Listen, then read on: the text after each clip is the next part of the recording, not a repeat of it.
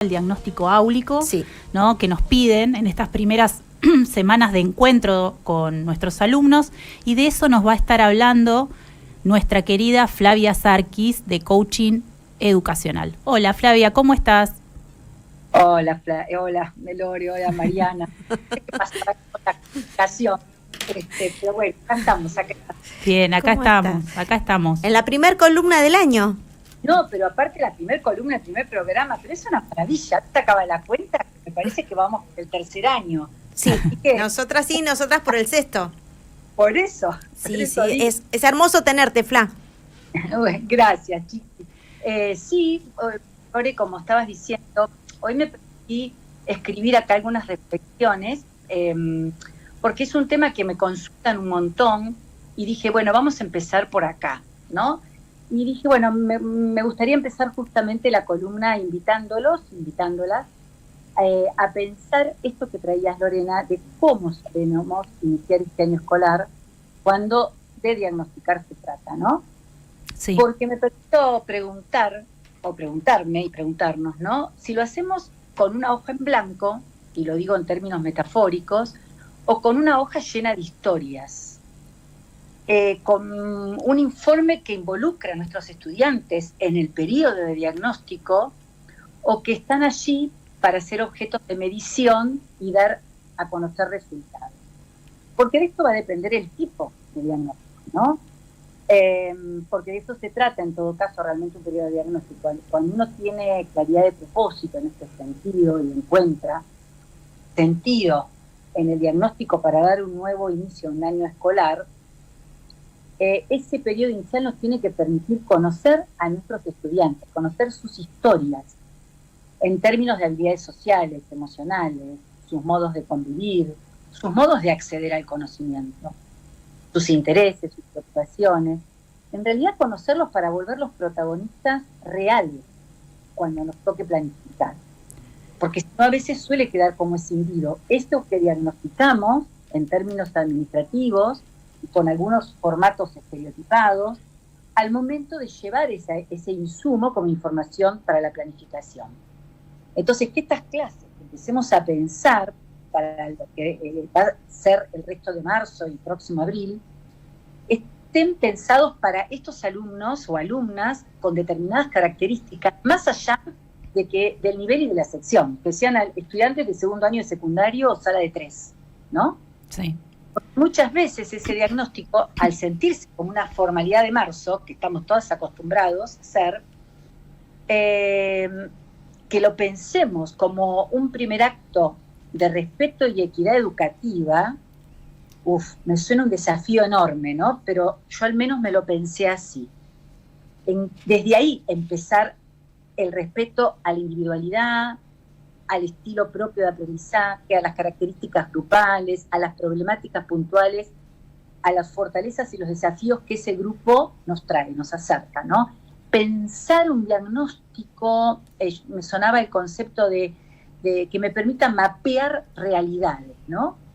Correrlo de esa mirada evaluativa como instancia única, sí. Esto de que tengo que tomar una prueba de evaluación o alguna actividad de evaluación, para pensarlo más en un mapeo de realidades, ¿no? Una mirada más amplia, más compleja, más del grupo en general y de cada uno en particular, y que no sitúe, ¿no? Porque si hablamos de aprendizajes situados, necesitamos situar el diagnóstico, ¿no? Sí. Y nos va a ayudar a una planificación más a medida de esas necesidades puntuales. Te hago una consulta, Flavia, porque también es una realidad que, bueno, yo al haber sido maestra de grado muchos años, me pasa que, bueno, los ves cotidianamente todos los días, 4 horas o 5, ¿no? En el caso de escuela de doble jornada, 8, pero también me pasa, y digo, del otro lado hay profes que tal vez lo ven una vez a la semana. 2 horas. Y ni 2 horas, a veces una. Es mi caso, por ejemplo, yo tengo un grupo que lo veo una vez por semana los lunes y hasta el otro lunes no los veo 1 hora.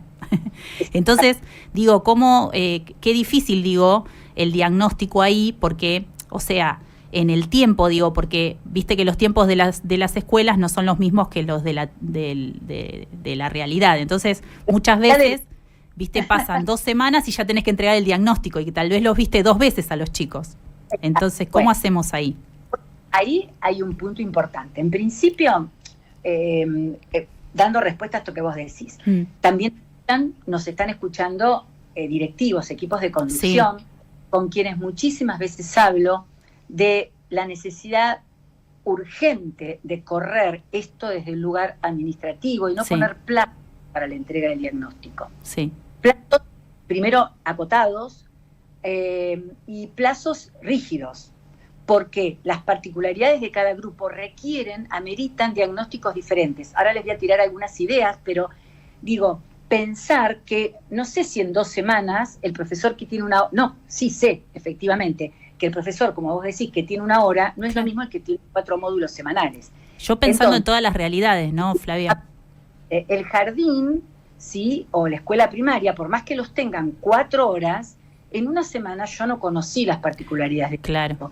Puedo ayudar, y ahí voy, a la segunda parte que pensé para la columna, voy a ayudar a esa realidad si mejoro el diagnóstico.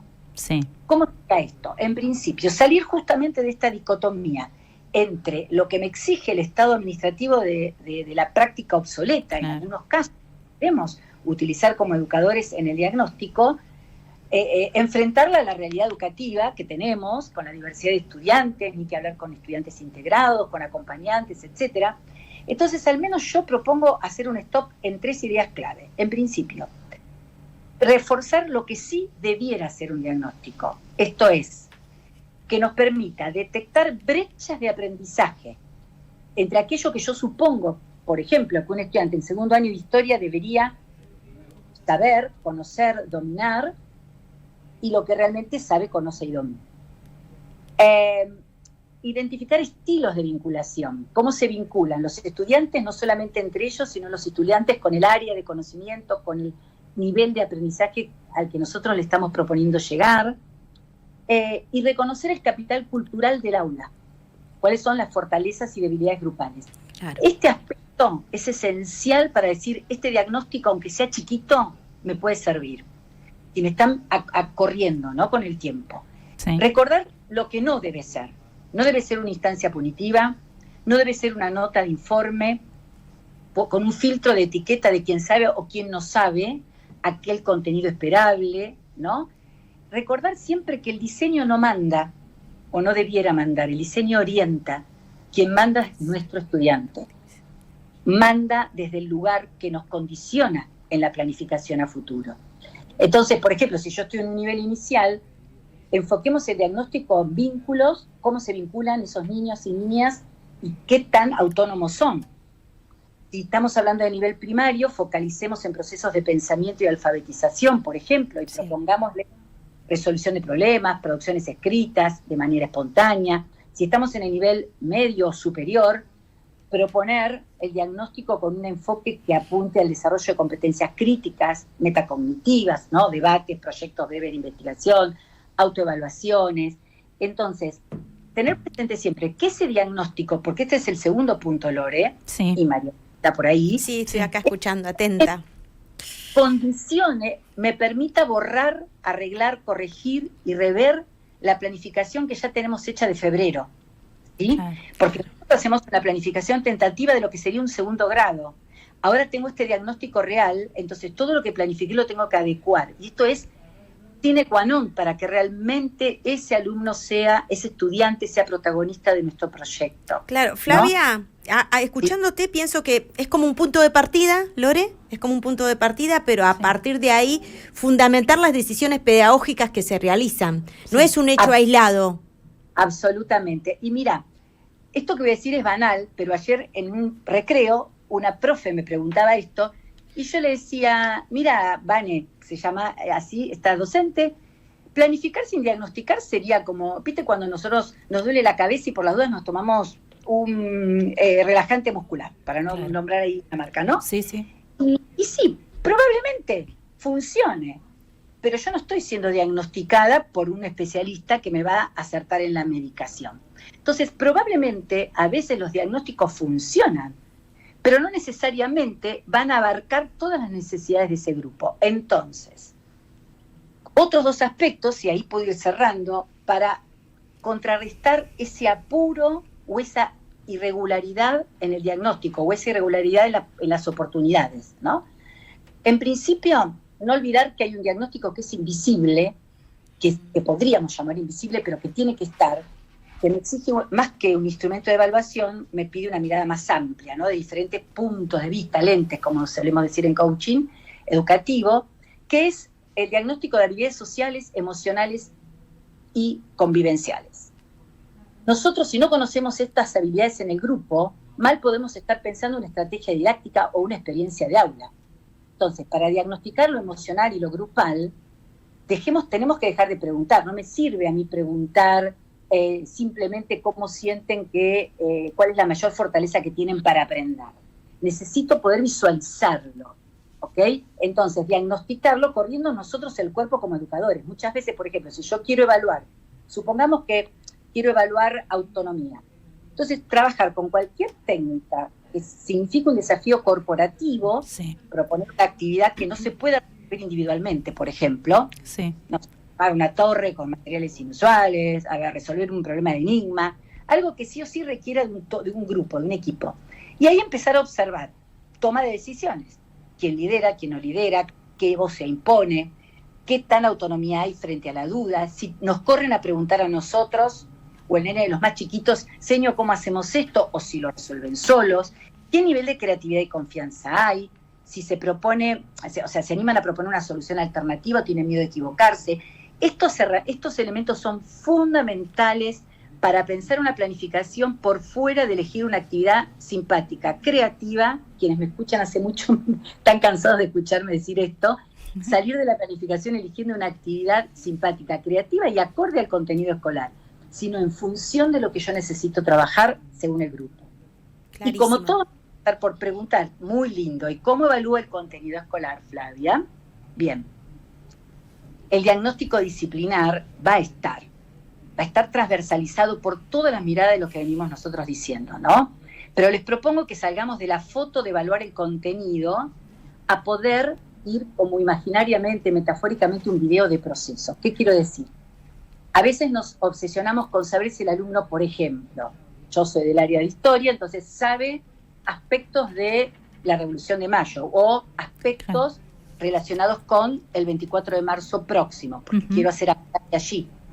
Bien, pero en realidad yo necesito poner el foco en si mi estudiante sabe pensar históricamente. Eso es el saber que yo necesito relevar. Claro. Entonces, poner el foco en el modo de conocer, en lugar de evaluar, si recuerdan, una fórmula, una fecha, una descripción, evaluar capacidades que tiene mi estudiante de operar con el conocimiento. Entonces, no ir a ver si recuerda lo que es una célula, sino saber si pueden formular una hipótesis ante un fenómeno natural.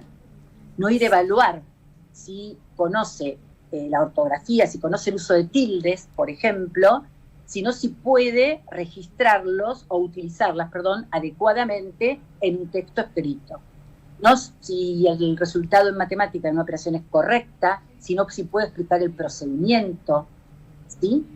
Entonces, cierro acá diciendo que es importante que nos detengamos sobre aquello que no se ve a simple vista, claro. Y esto es base del coaching educativo, ¿no? Lo que está en la base del iceberg, como decimos. Para que una planificación funcione, necesito saber si mi grupo se anima a elegir. Si les doy 3 opciones de trabajo y se paralizan, mi diagnóstico me está diciendo que la autonomía es mi primer contenido a trabajar, antes que cualquier tema del diseño curricular. Y en cuanto a lo académico, soltar la obsesión por el dato. Sí. No diagnostiquemos que se acuerdan, que no evaluemos al docente o al colega que estuvo el año anterior, diagnostiquemos qué saben hacer con lo que saben. Exacto. ¿No? Cambiemos la pregunta de examen o de instancia por una situación problemática, resolutiva, donde tengamos que poner en juego la argumentación, la comparación, la clasificación, hábitos de mente, ¿sí? El contenido se va a recuperar rápido, pero si no tiene la habilidad, el contenido es solo información que se va a olvidar en abril. Nosotros necesitamos conocer habilidades, sí, generales y sí propias del área en el que trabajamos, para los profesores de superior y de nivel medio, ¿no? Genial. Tal cual. Bueno, Flavia, muchísimas gracias. La verdad que clarísimo todo y necesario porque, bueno, justamente estamos en periodo diagnóstico y, bueno, estas palabras que acabas de decir seguramente fueron tomadas por los docentes y las docentes que están del otro lado. Así que te agradecemos por esta columna tan necesaria para los docentes, porque, bueno, viste, muchas veces estamos ahí un poco como sin rumbo, porque bueno, los directivos a veces en sus tiempos tampoco nos guían mucho, sino como que llega el mail con las fechas y lo que hay que presentar, y bueno, y muchos docentes están del otro lado solos, y entonces está buenísimo tener este espacio para poder acompañarlos. Exacto. Así que te agradecemos mucho. No, y gracias a ustedes, y bueno, entonces los invito a eso, a que diagnostiquemos, que este diagnóstico sea la voz de nuestros estudiantes. Bien, ¿sí? Perfecto. Me encantó. Lo que ellos necesitan de nosotros.